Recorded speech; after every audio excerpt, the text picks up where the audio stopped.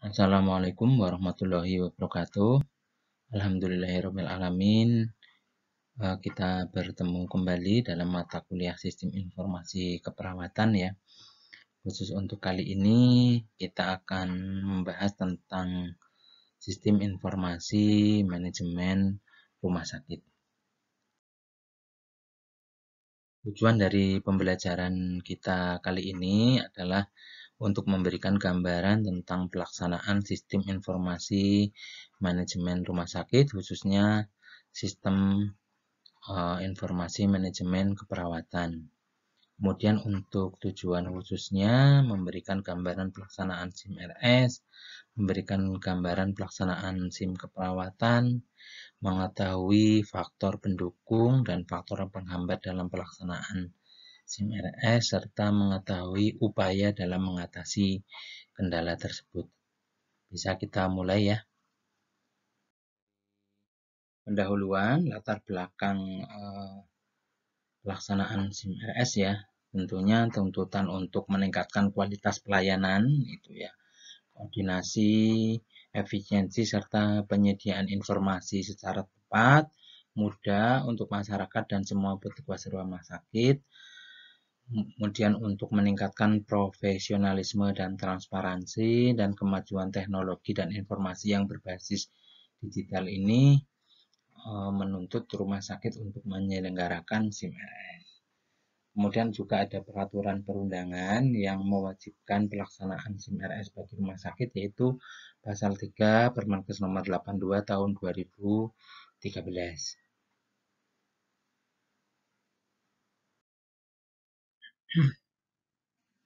Nah, ini juga menjadi latar belakang ya pelaksanaan SIM RS. Tentunya saat ini kan jika belum menggunakan sistem informasi yang terintegrasi ya, dokumen tentunya akan bertambah banyak, bertambah susah untuk ditemukan ya, resiko hilang, resiko rusak. Ini perlu sesuatu yang ringkas tapi mudah diakses dan aman. Maka muncullah apa yang dinamakan sistem informasi manajemen rumah sakit. Pengertian dari sistem informasi manajemen rumah sakit adalah sistem komputerisasi yang memproses dan mengintegrasikan seluruh alur proses bisnis layanan kesehatan dalam bentuk jaringan koordinasi, pelaporan, dan prosedur administrasi untuk mendukung kinerja dan memperoleh informasi secara cepat, tepat, dan tentunya akurat.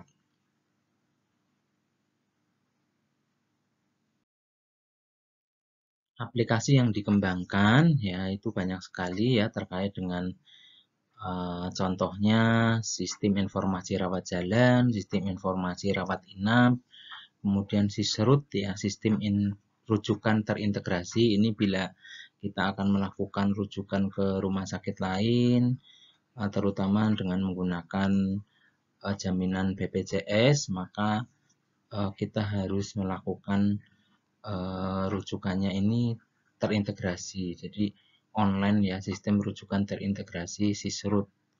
Kemudian sistem manajemen data akreditasi atau Sismadak dan lembaga salah satu lembaga ya, ada yang mempunyai sistem namanya SIRSAK, Sistem Informasi Rumah Sakit. Nah, ini adalah alur bagaimana sistem proses data pada sistem informasi manajemen rumah sakit ya.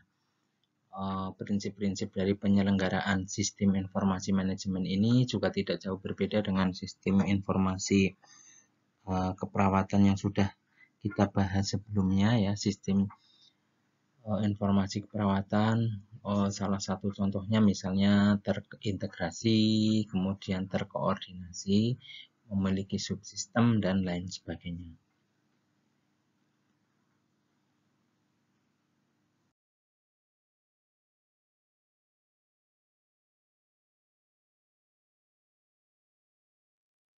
Ini adalah contoh menu sistem informasi manajemen rumah sakit ya. Ada menu registrasi, kemudian perawatan, rekam medis ya. keuangan, farmasi, unit penunjang, dan lain sebagainya.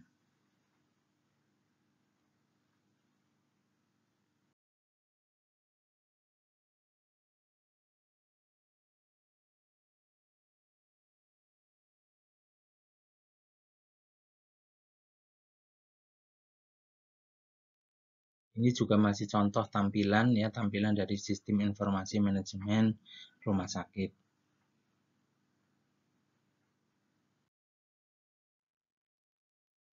Nah, sekarang kita ke sistem informasi manajemen keperawatan ya, bagaimana integrasi antara SIM RS kemudian SIM keperawatan. Sistem informasi manajemen keperawatan merupakan sistem berbasis komputer yang dikembangkan untuk proses keperawatan dengan program-program yang dapat mendukung berbagai fungsi pelayanan dan manajemen keperawatan. Ini adalah tampilan awal untuk login ke SIM RS, terutama SIM keperawatan ya, hampir sama. Jadi ada user ID, kemudian password, jadi tidak semua orang bisa mengakses data yang ada di dalamnya. Ini contoh tampilan dari SIM keperawatan ya, tidak jauh berbeda dengan SIM RS, hanya kalau yang SIM keperawatan itu lebih ke proses keperawatan ya, bagaimana pengkajian keperawatan, diagnosa, implementasi, kemudian pelaporan manajemen keperawatan, disease planning, dan indikator mutu klinis. Ini masih tampilan terkait dengan SIM keperawatan ya, pengkajian yang dilakukan pada pasien ya, jadi nanti tinggal apa yang ditemukan bisa dipilih dalam SIM keperawatan. Ini tampilannya ya. Misalnya lanjut tadi hasil pengkajian yang ditemukan apa, kemudian lanjut ke masalah yang dapat ditemukan dari hasil pengkajian. Ini tampilan dari diagnosa keperawatan yang muncul dari hasil pengkajian, kemudian analisa masalah yang muncul pada pasien. Kemudian lanjut kepada tujuan ya. Ini masih menggunakan yang NOC ya. Kalau sekarang kan bisa menggunakan yang SDKI, SLKI maupun SIGI. Jadi standar luarannya di tujuan itu mau seperti apa. Ini masih terkait dengan tadi tujuannya, jadi targetnya mau skornya mau berapa ya. Kalau di SLKI juga sama, hanya kalau rumah sakit sudah menerapkan SDKI, SLKI, SIGI dalam SIM keperawatannya sama, nanti tinggal pilih. Kemudian ini adalah tampilan intervensi yang akan dilakukan ya, NIC-nya atau SIGI-nya ya. Kita pilih mana yang akan dilakukan kepada pasien terkait dengan dari hasil pengkajian, kemudian diagnosa yang ditemukan. Ini juga masih sama, masih terkait tampilan dari rencana tindakan yang akan dilakukan.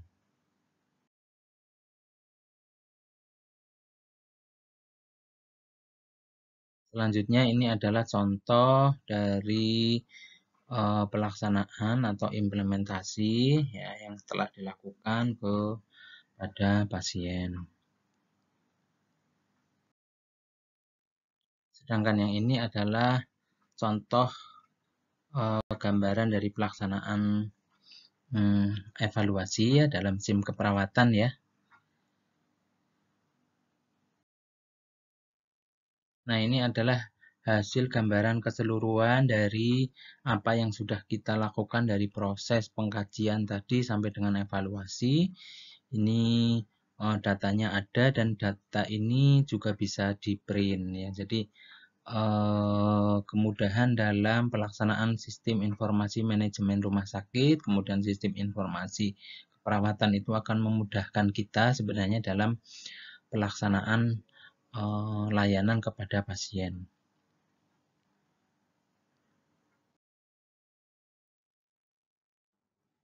Ada beberapa program lain dalam aplikasi SIM keperawatan ini ya.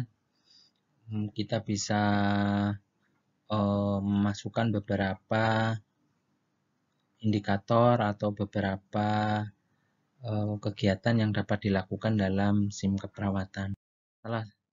Salah satunya adalah terkait dengan laporan indikator mutu klinis. Misalnya dalam suatu ruangan ada indikator mutu yang terkait dengan keselamatan pasien maupun terkait dengan klinis maupun non-klinis ya. Jumlah pasien jatuh tanpa cedera berapa dan lain sebagainya itu bisa kita ketahui dari SIM keperawatan atau SIM RS. Lanjut kepada keuntungan penggunaan SIM keperawatan dengan menggunakan komputer ya. Tentu ini kita akan memiliki database keperawatan paperless ya, menghemat segala tempat, biaya ya, memperbaiki tampilan kualitas dokumentasi asuhan keperawatan juga. Kemudian bisa dijadikan alat evaluasi kinerja perawat dan melihat pendapatan rumah sakit dari tindakan keperawatan juga bisa kita lakukan. Lalu hambatannya apa? Ya tentu ini yang pertama contohnya adalah adanya listrik padam ya. Kemudian downtime yang seperti disampaikan pada materi sebelumnya, bagaimana sistem data yang down, kemudian diperlukan adanya update sistem sesuai perkembangan Nanda Niknok ya. Kalau sekarang kan perkembangannya sudah ke yang SDKI, SLKI, SIKI ya. Nah, itu memang membutuhkan biaya yang tidak sedikit. Kemudian programmer untuk SIM keperawatan ini tentu saja sangat jarang sekali yang perawat yang mampu melakukan ini ya. Ya, jadinya programmer SIM keperawatannya bukan dari tenaga keperawatan. Kemudian untuk dasar pengetahuan dan keterampilan perawat tidak sama dalam aplikasi SIM keperawatan ini.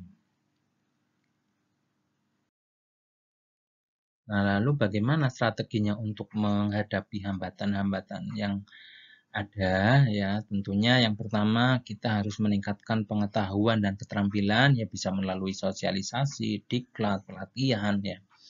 Kemudian upgrade program atau sistem aplikasi. Yang ketiga audit keperawatan dan update sistem secara bertahap. Demikian yang dapat saya sampaikan terkait dengan sistem informasi manajemen rumah sakit maupun sistem informasi manajemen keperawatan ya. Kurang dan lebihnya mohon maaf. Saya akhiri, wabillahi taufik wal hidayah. Assalamualaikum warahmatullahi wabarakatuh.